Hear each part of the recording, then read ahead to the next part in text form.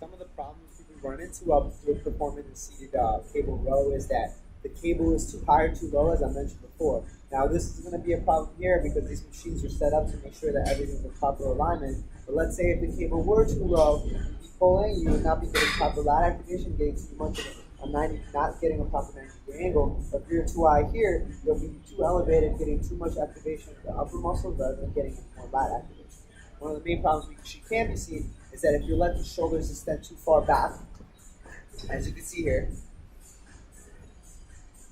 it's going past 90 degrees here, going back to like 120 or so. We're just putting extra stress on the glenohumeral joint here. Now, one key thing, especially biomechanical wise, is all about making sure that everything is in a 90-degree angle here while she's retracting the shoulders. If you can see here, her ankles, hip, and knee joint are all at 90 degrees here as she's about to perform the exercise, and that allows her to get maximal stability also as well from her muscle group as well.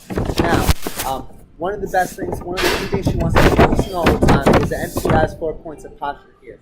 She always wants to make sure she's sitting nice and tall, her head is nice and high, her shoulder blades are nice and retracted, and her abs are contracted throughout the whole entire exercise. Now, in order to grade her, we're going to be using the MPI grading system, which is based on 5 exercise movements throughout the preparatory, central, and terminal phase. The first one being the postural phase, the second one being the joint muscle and structural alignment, third being range of motion of our learning patterns, our fourth is our muscle contractions, and our fifth is making sure we have proper speed of the exercise. If each one of these is not proper, we're not going to be scoring the perfect score of 20 in each area, which adds up to 100. In order to progress to the next exercise, you're going to score a minimum of 90 and up.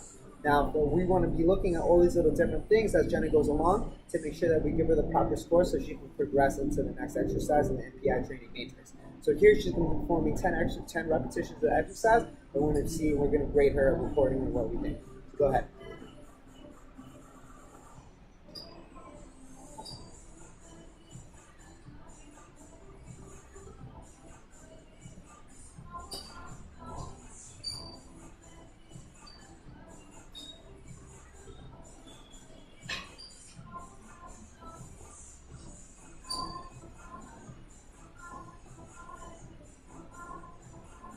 All right, perfect. So she did a great job and everything all around. So she's going to score a 20 in each of the areas, which brings her to a total score of 100. Since she scored 100, we're able to bring her down to that, bring her around the MPI training matrix to be able to progress her in a more challenging exercise.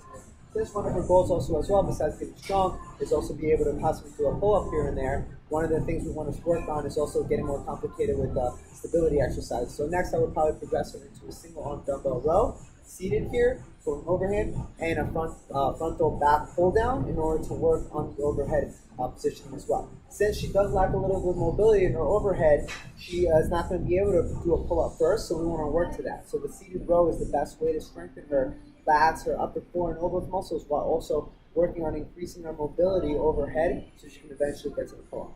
And that's our seated cable row.